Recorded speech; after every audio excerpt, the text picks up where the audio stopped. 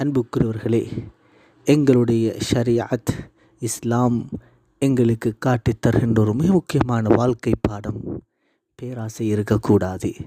நாம் யாரை பார்த்தும் பேராசைப்படக்கூடாது, பொறாமைப்படக்கூடாது.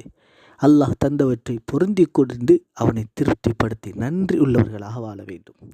அன்பு நபி ஸல்லல்லாஹு அலைஹி வஸல்லம் அவர்கள் சொன்ன ஒரு ஹதீஸ் இமாம் முஸ்லிம் ரஹிமஹுல்லாஹ் பதிவு செய்திருக்கிறார்கள்.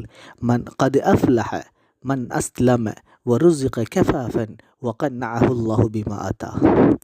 யார் அவருக்கு அல்லாஹ் இஸ்லாத்துடைய பாக்கியத்தையும் கொடுத்து உலக வாழ்க்கைக்கு தேவையான போதுமான அளவு ஜீவனோபாயம் கொடுத்து அப்படி அவருக்கு கொடுத்தவற்றை அவர் பொருந்தி கொண்டு போதும் என்ற மனதோடு யார் இருக்கிறாரோ அப்படிப்பட்டவர் வெற்றி அடைந்து விட்டார் என்று சொன்னார்கள் ஸல்லல்லாஹு அலைஹி வஸல்லம்.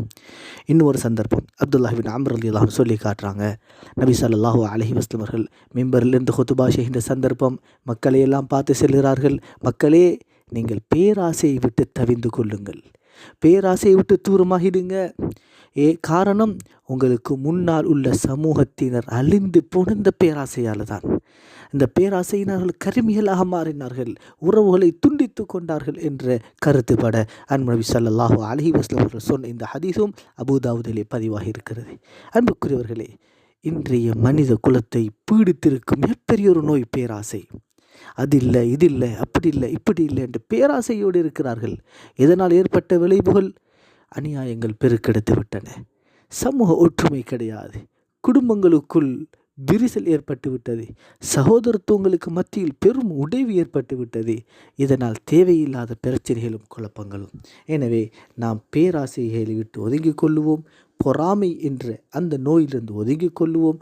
அல்லாஹ் தந்தவற்றை பொருந்தி கொண்டு அல்லாஹுக்கு நன்றி செலுத்தி நல்லவர்களாக இருப்போம்.